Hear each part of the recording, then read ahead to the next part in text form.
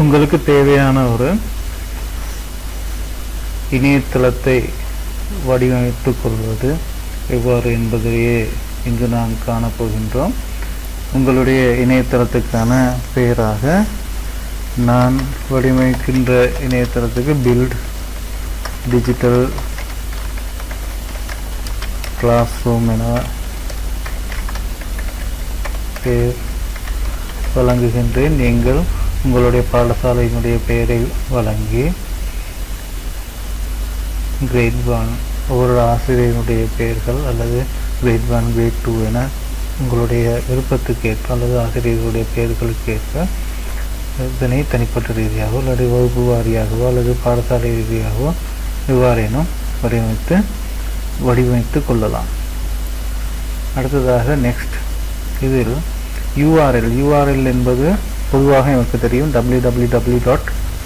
என ஆரம்பிக்கப்பட்டு இறுதியாக .com என நிறைவு செய்யப்படுகின்ற ஒரு வெப்சைட்டை நாம் பார்க்க வேண்டிய அந்த வெப்சைட்டுக்கான ஒரு அட்ரஸ் காணப்படுகின்றது. அந்த அட்ரஸ் தான் யூஆர்எல் என அழைக்கப்படுகின்றது. அந்த யூஆர்எல் ஒன்று தெரிவு செய்யப்பட வேண்டும். அந்த தெரிவு செய்யப்பட வேண்டிய யூஆர்எல் பொதுவாக வேறு எந்த ஒரு இணையதளத்திலும் இல்லாத ஒரு யூஆர்எல்லாக இருத்தல் மிகவும் முக்கியமான விடயமாகும். எனவே நீங்கள் தெரிவு செய்கின்ற யூஆர்எல் அல்லது உங்களுடைய இணையதளத்துக்கான விலாசம் அல்லது அட்ரஸ் மிகவும் பொருத்தமான, மிகவும் உங்கள் இணையதளத்துக்கே உரித்தான ஒரு யூஆர்எல்லாக அமையப்பட வேண்டியது மிகவும் முக்கியமானதாகும். எனவே நாம் உதாரணத்துக்கு நான் பில்ட்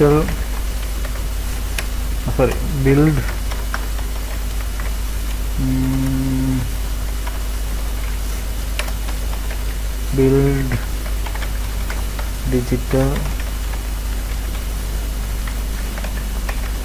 கிளாஸ் ரூம் .blogspot.com என வழங்கி பார்க்கின்றேன். எனவே எனக்கு அந்த பெயர் இருக்கின்றது. இது சப்டொமைன் என அழைக்கின்றோம். இது தொடர்பான மேலதிக விவரங்கள் என்னுடைய பயிற்சி பாடநெறியின் போது நாம் உங்களுக்கு வழங்குவோம். ஸோ தற்போதைக்கு build digital class room .blogspot.com என என்னுடைய இணையதளத்தை நாம் வடிவமைத்து கொள்ளுவோம். நெக்ஸ்ட் செய்க. டிஸ்பிளே ஆக வேண்டிய நேம் அதே பெயரை மீண்டும் கொடுப்போம். இதில் கேபிட்டல் சிம்பிள் பயன்படுத்தலாம், ஸ்பேஸ் பயன்படுத்தலாம். பில்ட் டிஜிட்டல்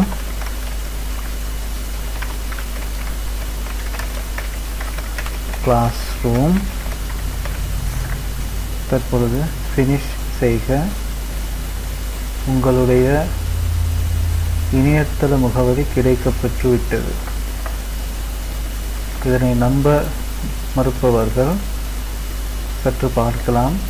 நான் இங்கு பில்ட் டிஜிட்டல் கிளாஸ் ரூம்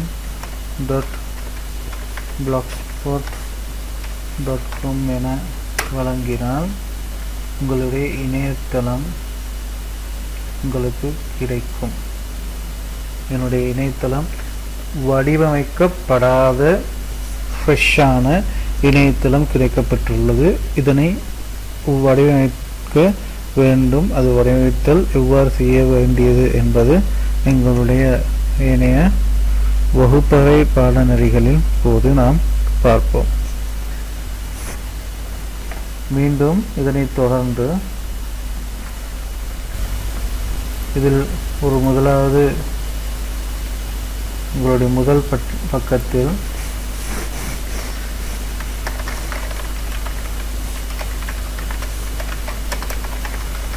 ஒரு அறிமுகத்தை செய்ய தேவைப்படின் அது தொடர்பான ஒரு போஸ்ட் போட வேண்டும். அதனை இவ்வாறு நாம் போடலாம். இது மேலதிகமாக இவ்வாறெல்லாம் வடிவமைக்கலாம் என்பது தொடர்பாக நாம்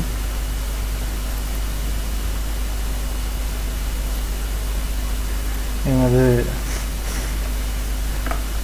பயிற்சிகளின் போது நாம் பார்ப்போம். இதனை இவ்வாறு போட்டதன் பின்பு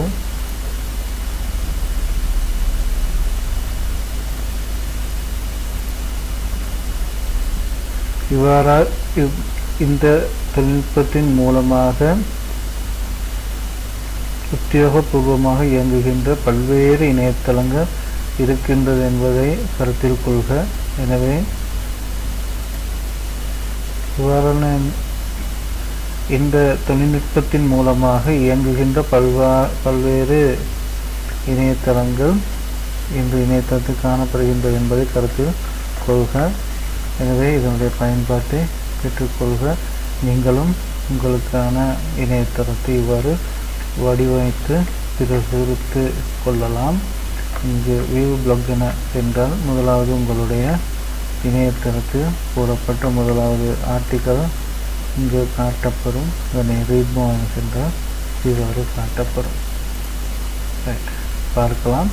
சாதாரணமாக பேஜஸ் என்பதை கிளிக் செய்தால் ஒரு இணையதளத்தில் இடம்பெற வேண்டிய பக்கங்களையே இங்கு அழைக்கின்றோம் பேஜஸ் என.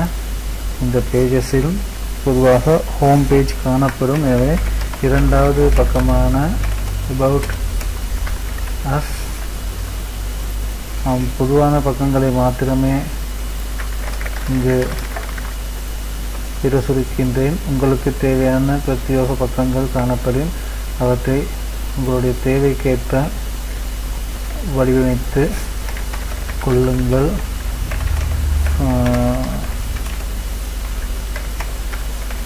ஃபோட்டோ கேலரி,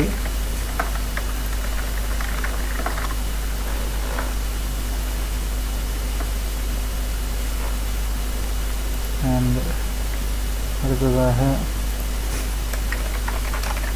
வீடியோ கேலரி, அடுத்ததாக கான்டாக்ட் அஸ்.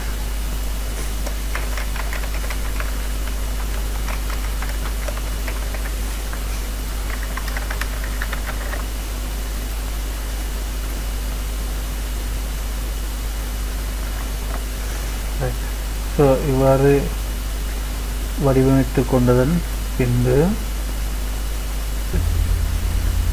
வடிவமைக்கப்பட்ட பக்கங்கள் உங்களுடைய இணையதளத்தில் பிரசுரிக்கப்பட்டிருப்பதை காணலாம். மிகவும் ரம்மியமான முறையில் ஒரு இணையதளம் இங்கு உருவாக்கப்பட்டுள்ளது. இதனையே பேஜஸ் அல்லது மெனியூஸ் என நாம் அழைக்கின்றோம். ஸோ இது உருவாக்கப்பட்டுள்ளது. இதற்கு மேலதிகமாக ஏனைய இந்த ஆப்ஷன்களை பயன்படுத்தி மேலதிக பல்வேறு மாற்றங்களை நீங்கள் செய்து கொள்ளலாம். இவ்வாறு பல்வேறு விதமான வடிவமைப்புகளை உங்களால் செய்து கொள்ள முடியும். முன்பு இவ்வாறு காணப்பட்ட இணையதளம் இப்போது இவ்வாறு காணப்படும். எனவே இவற்றை நீங்கள் மாற்றி அமைத்துக் கொள்வதற்கு இங்கு காணப்படுகின்ற இவ்வாறு இவற்றை மாற்றி அமைத்துக் கொள்வதற்கு இங்கு காணப்படுகின்ற இந்த டூல்களை பயன்படுத்தி செய்து கொள்ளலாம். அல்லது பயிற்சியின் போது நீங்கள் பெற்றுக்கொள்கின்ற விடயங்களை தெளிவாக விளங்கிக் கொள்வீர்களே. ஆனால் அவற்றை தேவையான விடயங்களை குறித்து வைத்து அவற்றின் மூலமாக இந்த மாற்றங்கள் எவ்வாறு செய்கின்றீர்கள் என்பதை பார்த்து அதனை அறிந்து கொள்ளுங்கள். நன்றி, வணக்கம்.